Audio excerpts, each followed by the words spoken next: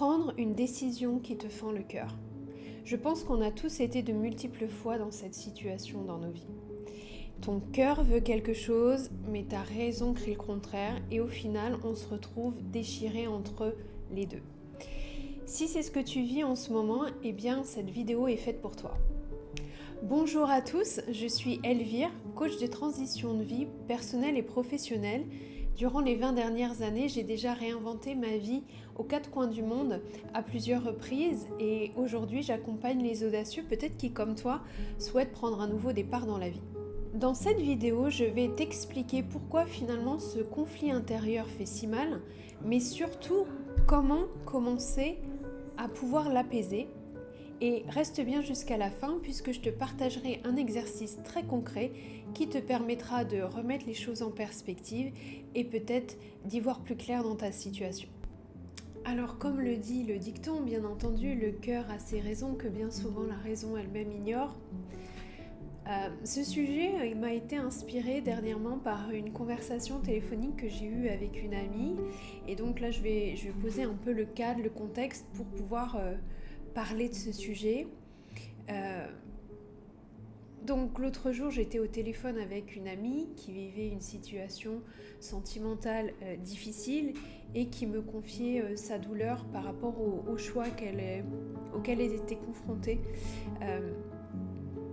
Elle avait du coup pris une décision raisonnable, celle de rompre avec une personne à qui elle tenait beaucoup, mais son cœur, lui, il était en mille morceaux parce que, comme elle me l'a dit, tout à fait bouleversée, elle m'a dit « Je sais que je n'ai aucune raison de l'aimer, pourtant je l'aime quand même ».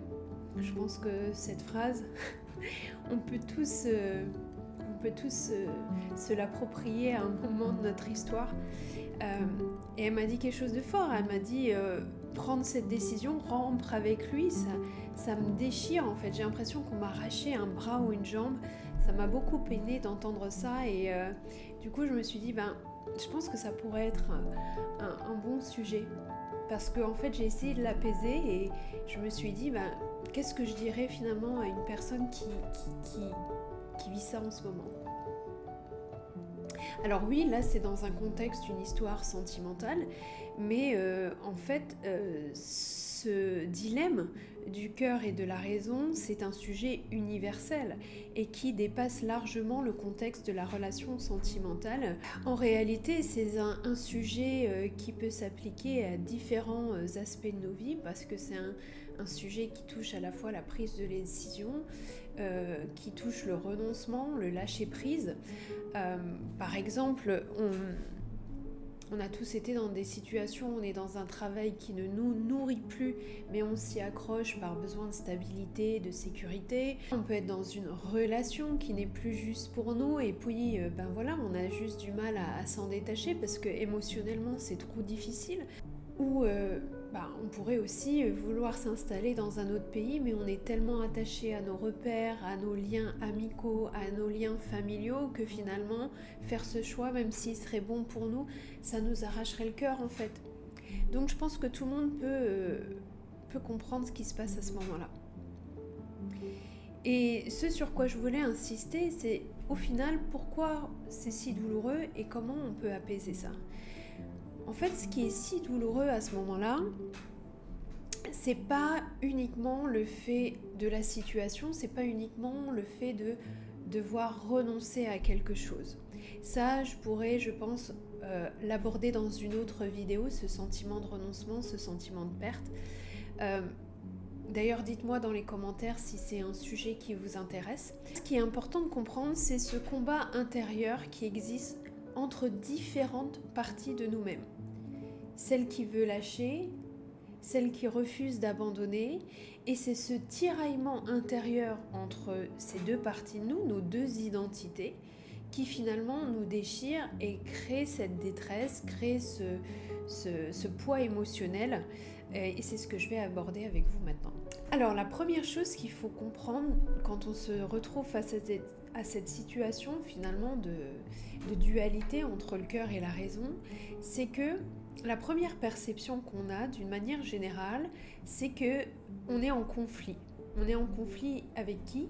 On est en conflit avec l'autre personne, on est en conflit avec la situation, et pourquoi je me retrouve dans telle situation, et pourquoi je dois faire ce choix, et pourquoi il m'impose.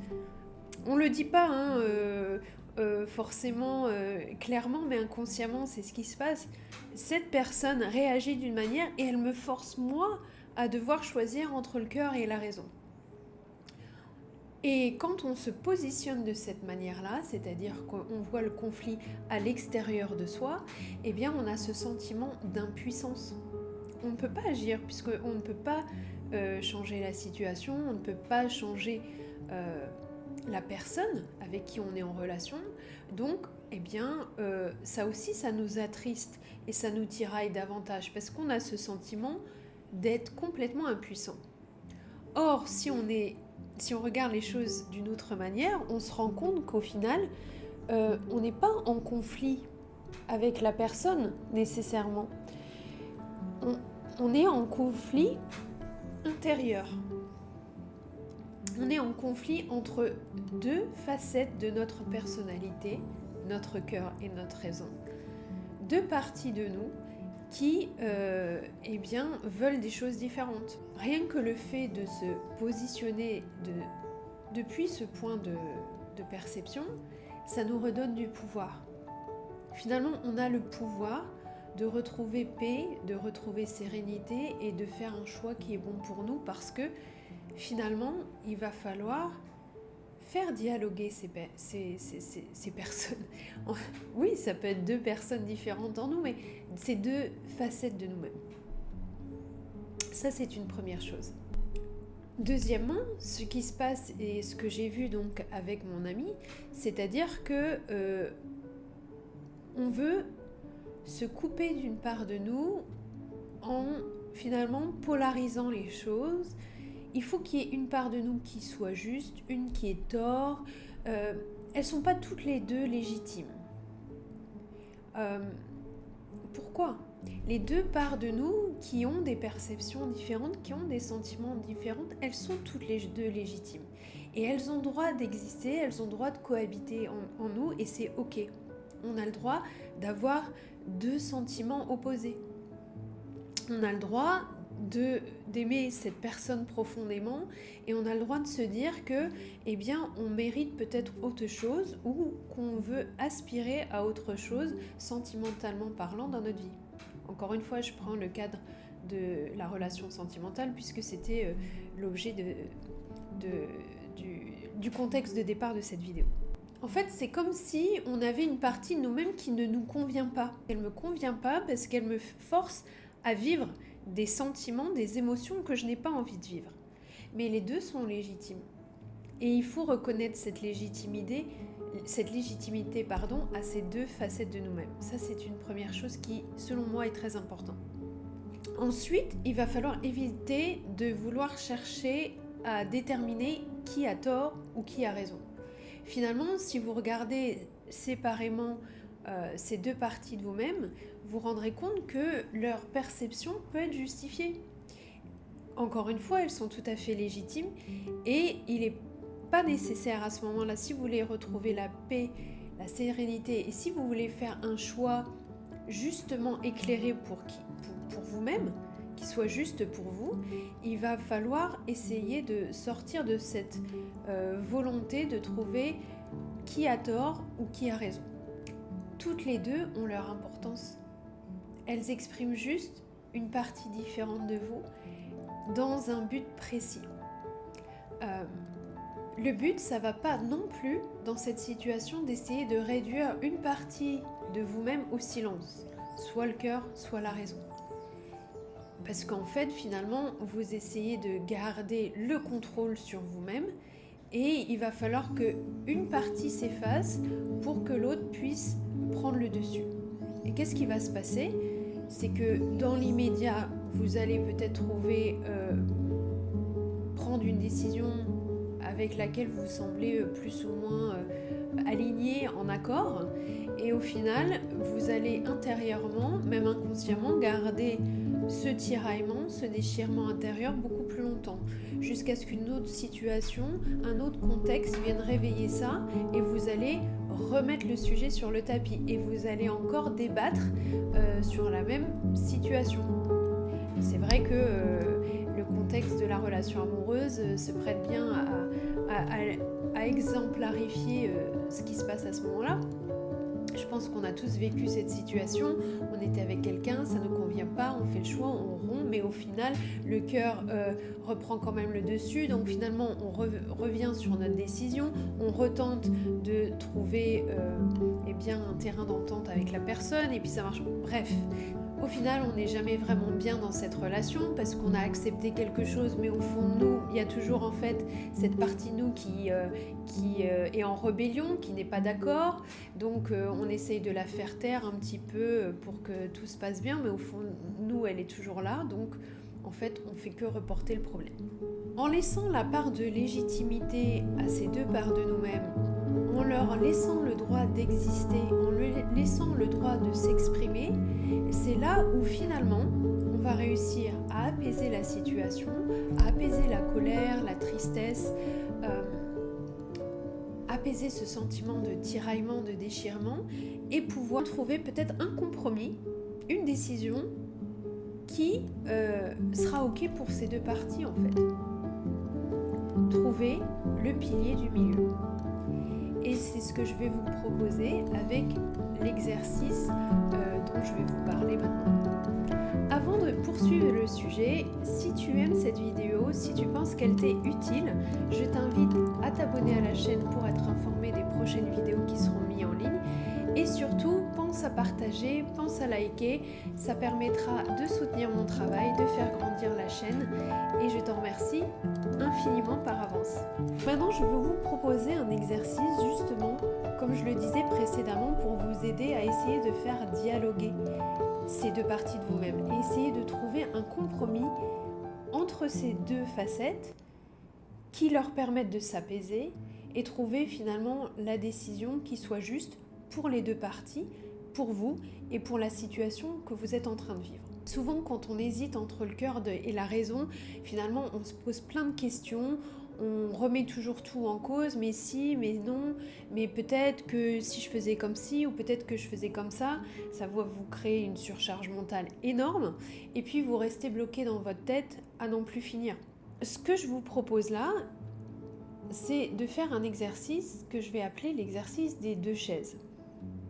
Et je vais vous inviter chez vous à prendre deux chaises, à les disposer dans une pièce de votre maison, l'une en face de l'autre, comme deux personnes qui seraient en train de faire un débat ou qui seraient en train de s'interviewer. Pourquoi je vous dis ça et pourquoi j'utilise l'espace et les chaises ? Ce qu'il faut comprendre, c'est que notre cerveau, et là je parle d'un point de vue psychoneurologique, réagit à l'espace. Quand on change de position, il est plus facile pour notre cerveau de changer de perspective. Donc le simple fait de se lever d'une chaise à une autre et de se mettre à un autre endroit, ça vous permet déjà de sortir de cette boucle intérieure et de vous mettre dans la posture, dans la peau, exactement ce qu'on pourrait dire, d'une autre perception, d'une autre personne et en l'occurrence de soit du cœur ou soit de la raison. C'est un peu comme si, je sais pas, je pense que vous pouvez très bien vous imaginer cette scène, vous avez eu un conflit à la maison sur un sujet et vous en avez marre, vous dites ok, je prends mes clés, je sors, je vais prendre l'air. Je vais prendre l'air. Pourquoi vous voulez prendre l'air ? Déjà pour vous aérer, pour vous calmer, mais aussi pour vous changer les idées. Et quand vous revenez à la maison, en général, soit vous êtes calmé, soit vous voyez les choses différemment, soit ça vous conforte dans votre position, mais le fait d'être sorti de la pièce, sorti de la maison, vous a permis finalement d'avoir une autre perspective sur la situation. Donc c'est pour ça que je vais vous proposer cet exercice des deux chaises. Une chaise va représenter finalement votre partie cœur, une chaise va représenter votre partie raison et je vais vous inviter pendant quelques minutes à les faire dialoguer et leur laisser la parole libre, les laisser s'exprimer. Vous verrez que déjà, Peut-être même vous n'arriverez pas à trouver un compromis, vous n'arriverez pas à trouver une solution à l'issue de l'exercice, mais le fait de pouvoir vous laisser, vous autoriser, exprimer ces deux parties de vous librement, sans jugement et sans censure, ça va déjà vous apaiser. L'idée là, c'est vraiment d'offrir un espace de libre expression pour ces deux parties de vous. Quand vous êtes sur la chaise du cœur, vous laissez réellement parler vos émotions, vous avez le droit de vous laisser aller, vous avez le droit même de pleurer si vous avez envie, si vous avez envie de crier, vous pouvez vous laisser crier. Puis vous changez de chaise, vous laissez la parole à la raison, à la partie plus logique, plus prudente, plus cartésienne. Et puis vous pouvez faire ce va-et-vient autant de fois qu'il est nécessaire jusqu'à ce que vous vous apaisiez et jusqu'à ce que vous trouviez un compromis l'un avec l'autre. Pour ce faire et pour vous faciliter l'exercice, je vais vous mettre un mode d'emploi pas à pas sous cette vidéo dans la partie description pour que vous puissiez le faire chez vous à la maison en toute tranquillité et avec des instructions claires. Alors cet exercice ne va pas te donner forcément une solution immédiate, mais en tout cas, elle va te permettre de te réconcilier avec toi-même, de laisser ces voix intérieures s'exprimer, être entendues et en tout cas, je l'espère, d'avoir un apaisement rapidement et comprendre vraiment ce qui est juste pour toi à l'instant T dans cette situation. Donc ce qui nous déchire effectivement, pour conclure, c'est effectivement la situation, mais c'est aussi de ne pas écouter ces parties de nous-mêmes qui ont besoin de s'exprimer. Et si tu te retrouves dans cette situation, eh bien la meilleure des choses à faire, c'est de leur offrir cet espace d'expression, les laisser s'exprimer, et puis au final, je pense que tu te rendras compte qu'elles ont une chose en commun, c'est que toutes les deux veulent ton bien. Voilà, on arrive au terme de cette vidéo. Si elle t'a parlé, n'hésite pas à me dire en commentaire ce que tu en as pensé. Si tu as fait l'exercice, dis-moi quels ont été les résultats de cet exercice et on se retrouve la semaine prochaine pour une nouvelle vidéo. En attendant, n'oublie pas, d'autres vies sont possibles. Ciao!